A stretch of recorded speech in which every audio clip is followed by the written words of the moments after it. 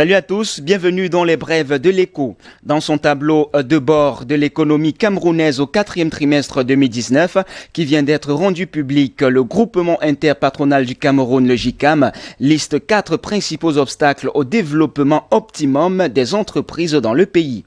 Fruit d'une enquête auprès des chefs d'entreprise, ce rapport cite premièrement les problèmes énergétiques. 75,9% des chefs d'entreprise interrogés au 4e trimestre 2019 considèrent les problèmes d'énergie comme entrave très importante, soit 38,64%, ou importante, soit 27,27% au développement de leurs affaires, souligne ainsi le GICAM, qui met ensuite à l'index l'insécurité. En termes d'envergure, l'insécurité se présente comme la seconde entrave la plus ressentie par les chefs d'entreprise depuis 3 trimestres. L'impact de la crise qui sévit dans les régions du nord-ouest et du sud-ouest a été ressenti de manière très importante ou importante par 76,1% des chefs d'entreprise contre 72% au 3e trimestre. Sur le chapelet des entraves au développement de leurs activités dans le pays au 4e trimestre 2019, les opérateurs économiques dénoncent également les retards dans les paiements des factures ainsi que des problèmes de concurrence sur les marchés.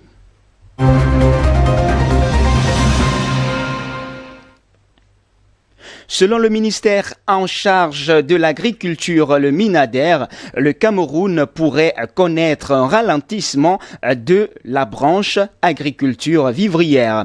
Elle devrait croître de 3% en 2020 contre 3,7% en 2019 à cause de la crise sanitaire mondiale due au coronavirus, la crise sécuritaire dans les régions du nord-ouest et du sud-ouest qui sont les grands bassins de production et les effets néfastes du changement climatique. Cependant, le MINADER indique que la branche devrait retrouver sa dynamique d'avant grâce aux ressources gouvernementales d'approvisionnement du marché national, ménages et industries en denrées alimentaires. Par exemple, en vue de diminuer les risques de pénurie, le ministère de l'Agriculture a encouragé, lors du lancement de la campagne agricole au 1er trimestre 2020, la culture des vivres à cycle court. Il a ainsi mis à la disposition des agriculteurs 141 000 boutures de manioc certifiées, 60 tonnes de semences certifiées de riz pluvial, 1,5 million de plants de bananiers, 200 tonnes de pommes de terre, 6 millions de plants de cacao, ainsi qu'un appui de développement des cultures maraîchères. L'espoir des autorités publiques camerounaises est de se rapprocher du niveau de la production en 2019. Au cours de cette année, il y a eu une hausse significative de la plupart des denrées agricoles, notamment le manioc, les pommes de terre, la banane plantain, le maïs, etc. Cette hausse, à en croire le MINADER, est imputable à l'engouement, à la création de nouvelles exploitations agricoles, palmeraies, cacaoyères, etc. et à la transformation des produits agricoles à travers le développement des chaînes de valeur.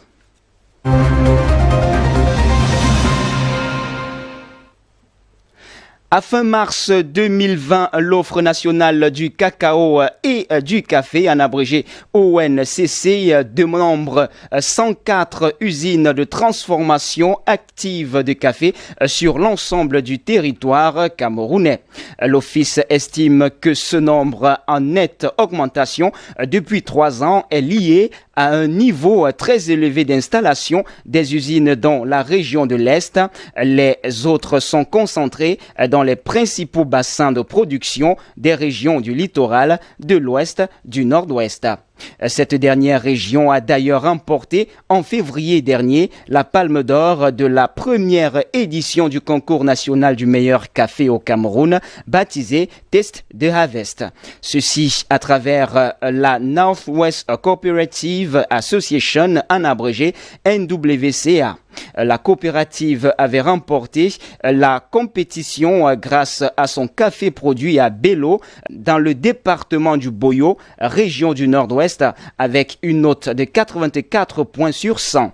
Grâce en partie à ces 104 usines, indique l'ONCC, le Cameroun a commercialisé 35 215 tonnes de café, soit 7 418 tonnes de café Arabica et 27 797 tonnes de café Robusta au cours de la campagne 2018-2019.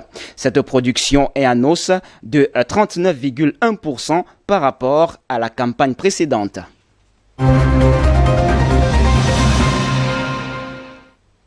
Après avoir obtenu un moratoire du G20 sur le remboursement de prêts gouvernementaux bilatéraux qui a allégé son service de la dette 2020 de 98,2 milliards de francs CFA, les autorités camerounaises sont en discussion avec la Banque mondiale pour le doublement de son soutien budgétaire.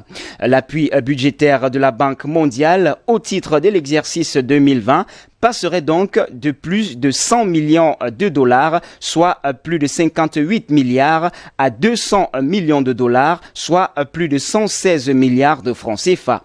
Le Fonds monétaire international explique que le Cameroun a besoin de ces ressources pour faire face à la pandémie du coronavirus, car malgré le fait que le gouvernement a intensifié le resserrement des contrôles sur les dépenses et a entamé une réévaluation de son programme d'investissement pour définir les priorités des projets, le choc pandémique a généré des besoins budgétaires immédiats proches de 400 milliards de francs CFA en 2020.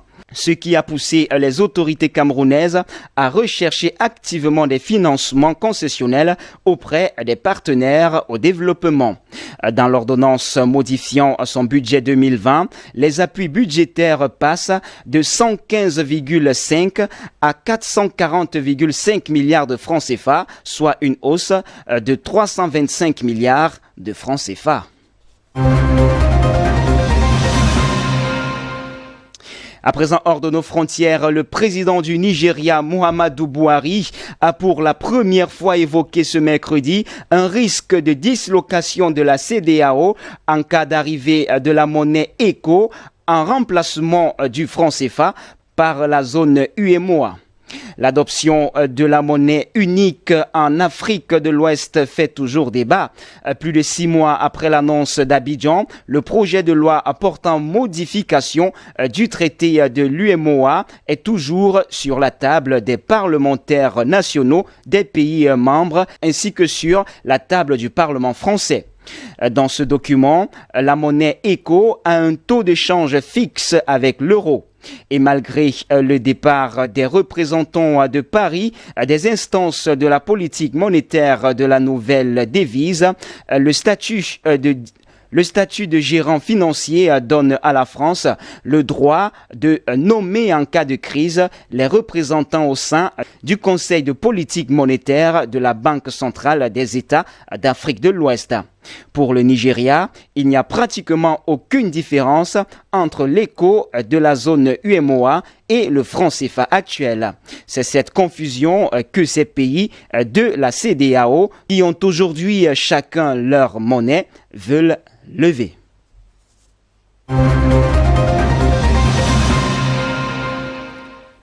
Et puis pour sortir, les perspectives économiques établies par le Fonds monétaire international sont plus sombres que prévu.